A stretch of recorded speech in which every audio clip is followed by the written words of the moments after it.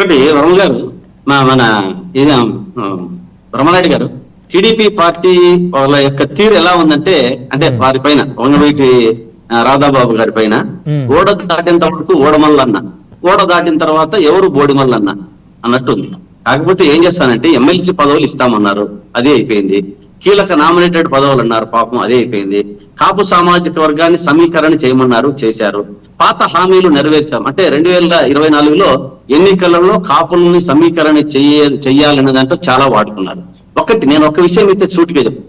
ఇక్కడ వంగవీటి రంగా ఫ్యామిలీకి పవన్ కళ్యాణ్ గారికి కాపు సామాజిక వర్గానికి డిఫరెన్స్ తీసుకొని వస్తే, కాపు సామాజిక వర్గంలో వంగవీటి మోహన్ రంగా ఫ్యామిలీ యొక్క తీరే అన్ని పార్టీల వాళ్ళు ఫోటోలు వేసుకుంటాం, చూసే ఉంటాం.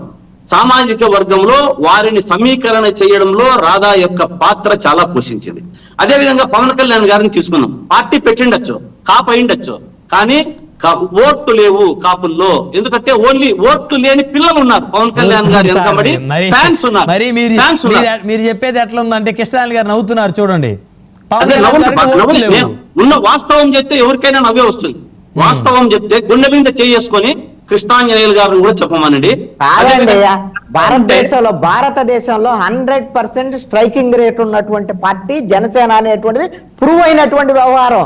మీరేమన్నారు, ఆయన అసెంబ్లీ గేట్ తాకలేడనంటే అసెంబ్లీ గేటును బద్దలు కొట్టుకున్నారు. మీరు అక్కడే పొరపాటు పడుతున్నారు. ఒకే పార్టీ నిలబడి అతను 175 ఏమండి ఎలా గెలిచారు అనేటువంటి ఆల్రెడీ కూటమి కట్టారు ముందు ఎన్నికల ముందు.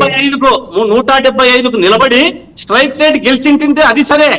ఇప్పుడు ఏదో వచ్చింది లెక్క కాదు ఇది.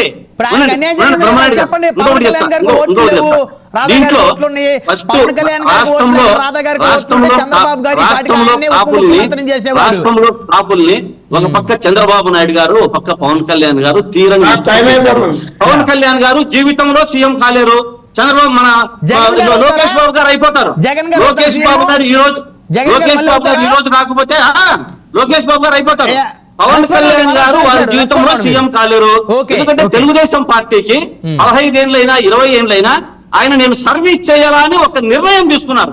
లోకేష్ బాబు దేవాంశ్ కూడా ఆయన నిర్ణయం